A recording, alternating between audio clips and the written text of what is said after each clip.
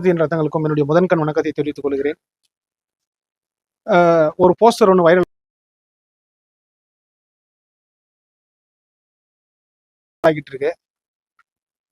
அன்று புரட்சி தலைவர் எம்ஜிஆர் அவர்களும் புரட்சி தலைவி ஜெயலலிதாவும் இன்றைய முதலமைச்சராக இருக்கக்கூடிய திரு விஜய் அவர்களும் த்ரிஷாவையும் ஒப்பிட்டு போஸ்டர்கள் ஒட்டி வருகிறார்கள். இதை பத்தி ஒரு பதிவு டிஸ்கஷன் பண்ணலாம்னு சொல்லிட்டு தான் இந்த வீடியோ. இல்லை, இது என்ன காரணம் எனக்கு ஒன்றும் புரியல. அவங்க 2 பேருமே ஒரே துறையிலேருந்து வந்தாலும் எல்லாரும் ஒன்னாயிட முடியுமா? இது ஏன் இப்படியெல்லாம் செய்யறாங்கன்னு ஒண்ணுமே புரியல. புரட்சி தலைவர் எம்ஜிஆரோடையும் புரட்சி தலைவி இதய தெய்வம் அம்மாவோடையும் யாரையும் தெரியல. அவர்கள் இருவர்கள் அதிமுகவை மட்டும் வளர்க்கவில்லை, அன்று திமுகவுக்கே பாடல் பாடி வளர்த்தவர்கள்.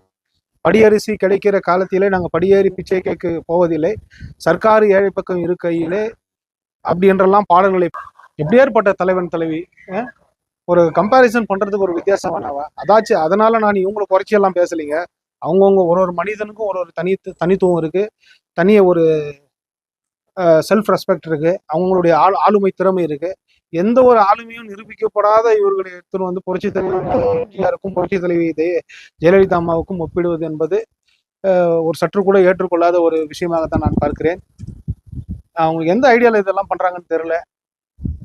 இது மாதிரி தவிர்க்கிறது நல்லதுன்னு நான் நினைக்கிறேன். அதே போல் இது போன்ற விஷயங்களை அவர் கட்சி தலைமையிட்டு இவர்களை தடை செய்ய வேண்டும் என்றுதான் நான் கருதுகிறேன். எவ்வளவு போராட்டங்க தலைவர் அந்த நாள்ல இருந்து என்ன சொல்றது, இந்திய எதிர்ப்பு போராட்டத்திலிருந்து எத்தனையோ திமுகவுக்காக என்னெல்லாம் வேலை செய்தாரு.